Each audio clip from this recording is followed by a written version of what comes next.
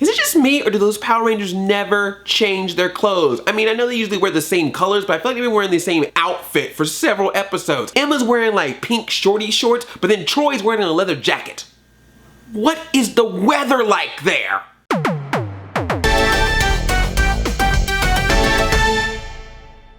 Hi, I'm Andre and I'm a black nerd. I was looking for a new nerd lair that you see here while the new episodes of Power Rangers Super Megaforce are going on, so I didn't get to see the second half of the season. Marathoning, I'm catching up. Thanks, Netflix. So it's a Super Megaforce, Super Mega recap that's super mega late. Let's do it. Power Rangers in the driver's seat. The Power Rangers receive a distress call from Corinth, which is the setting of Power Rangers RPM, so they have to go to an alternate dimension to help save the day. So all the people that were asking, how can the Power Rangers Super Megaforce turn into Power Rangers RPM? Because that is set in a different dimension, there's a simple explanation for that. And they actually gave the explanation.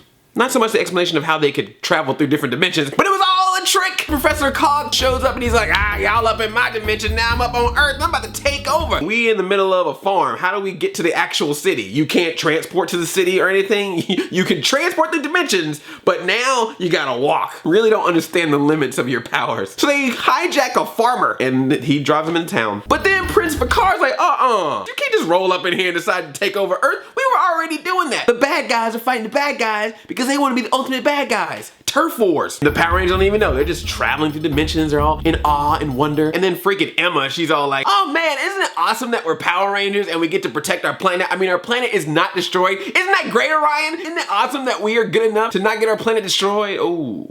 Oh, my bad. I'm gonna go back over here and take pictures. Emmy, you didn't even bring a camera. I'm taking pictures. Leave me alone. Pink. So then we see the Power Rangers in Corinth. Kinda, we see a lot of footage of Corinth and we see a lot of footage of Power Rangers. Not so much footage of them together. That's ridiculous, Power Rangers. How dare you take footage from another series and then put it in your show and then act like it's your own show? Wait a second. Then they see the Turbo Falcon car thingy driving around and they're trying to talk to it. Gia apparently knows how to talk to cars.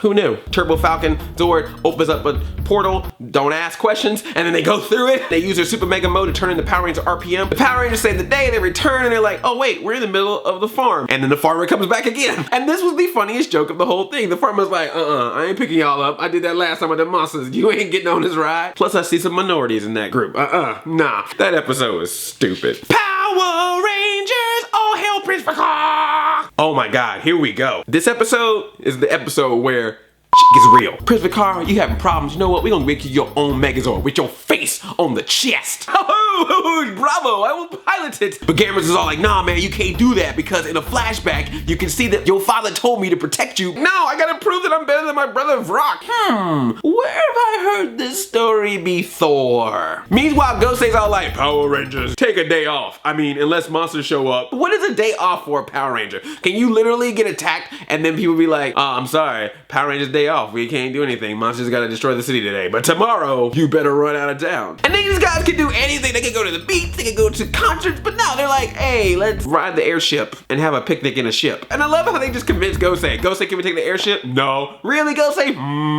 Okay. But then of course, there's an attack. Power Rangers drop down and we get what I like to now call a classic Emma close-up. Close-up of Emma's face. She's all angry and she says, thanks for ruining a really fun day. Yeah! Classic Emma close-up! Then all of a sudden, Noah's all like, you know what? I'm gonna do my own fighting. Noah needs him some screen time. They're trying to fight this Megazord, but they are getting their butts kicked to the point where Troy's just like, get out! I will sacrifice myself. Get out of the Megazord. Troy, no! Prince Vekar are like, yeah, we beat the Power Rangers. Let me go back to my lair. And there's a freaking turkey, and they're pouring wine. They having a party. I think Kanye West and Kim Kardashian were there. But the Power Rangers don't give up. They're coming back. They're fighting again. And then again, Noah is all like, nah, I'm not gonna join my Power Rangers. I'm still gonna fight myself. I love that he just looks at Argus and he's like, I'm only gonna say this once. Move. Get out the way, get out the way, bitch, get out the way. Oh my gosh. Noah just freaking goes ham, doing side swipes, sword swipes. There's even a point where they are like face to face, swords clenching swords. Digital effects are taking his mask off and bitch, you can see his face and he's just like, I ain't giving up, never surrender. And then BAM! Knocks him out and just stands there staring like, what? I applaud it. I freaking applaud it. I hit my Netflix button, turn that back, watch that scene again. Oh my gosh, when did Noah become the freaking leader of Power Rangers Super Megaforce? He did, right there. In that scene alone. I'm sorry, Troy, I love you, bruh, but Noah is the freaking best motherfucking Power Ranger of all time. They should call this Power Rangers Super Noah Force. Power Rangers getting defeated, they don't think they're gonna win, and they give a sappy speech, which somehow gives them more powers. And now they got the Turbo Falcon door, they can now turn into ultimate, giant, buy all the toys Megazord. The thing that takes you out when you're the ultimate Megazord, a freaking fist. They just shoot a fist. He basically pimp slapped Prince Vekar to his doom. He is done. And I love that the next scene they're just like laughing, like, we did it, everybody. We just killed someone up top. Seriously, I don't care if you like Power Rangers, if you hate Power Rangers, watch this episode. Just watch the section with Noah. I'm telling you guys, that section is beast. Noah, greatest motherfucking Power Ranger of all time. Black Nerd Ranger represent. Damn! I mean, Pattaya! Dang, Noah. John, lot of milk, dude. Dude. High five to the camera, dude. Man, Saban, you alright sometimes. Power Rangers, Rock is back, part 1 and 2. Orion gets jumped in the freaking alleyway. Man, just trying to take out some garbage, he get jumped. Too bad Carlton wasn't there, just jump in front of him. If you get that Fresh Prince reference, I like you. So yes, Rock returns, he's like, oh, hey everybody, I'm back. I'm gonna bring drills to Earth and just drill through the Earth and destroy it. No biggie, the Rock is back, hack. You know what? I'm glad you killed my brother, so I can be in charge now and take over. And we get another classic Emma close-up. Emma stands strong, she's looking straight at Rock and she goes, how can you talk like that about your own brother? Yeah, classic Emma close-up. Then Rock starts changing forms. He's like a monster version of Renee Zellweger. And he uses powers somehow to disable all the legendary Ranger keys. Power Rangers cannot turn into any of the other Rangers. Rock has kidnapped Orion the Silver Ranger and has him contained and is taking his life force out of him, green candle style, so he can use his powers. You know, not because of the fact that we're using mostly Power Rangers Megaforce footage in this, which has no Silver Ranger. That couldn't be the reason why Orion's like, you up in a room by yourself. He had the easiest job in this two-part episode. He was just like, you lay down. All the other Power Rangers can get fighting and get beat up. Orion, you just lay down. You take a nap, buddy. You deserved it. But that's not all part of Rock's plan. He brings these two monsters with carousel horse faces. Every time they get defeated, they're sucking in the Power Rangers' power and then they turn into drills, further helping Rock's plan. And if that weren't enough, I'm gonna bring out Robo Knight. He now works for me. He's mind controlled. So say hello to Dark Robo Knight.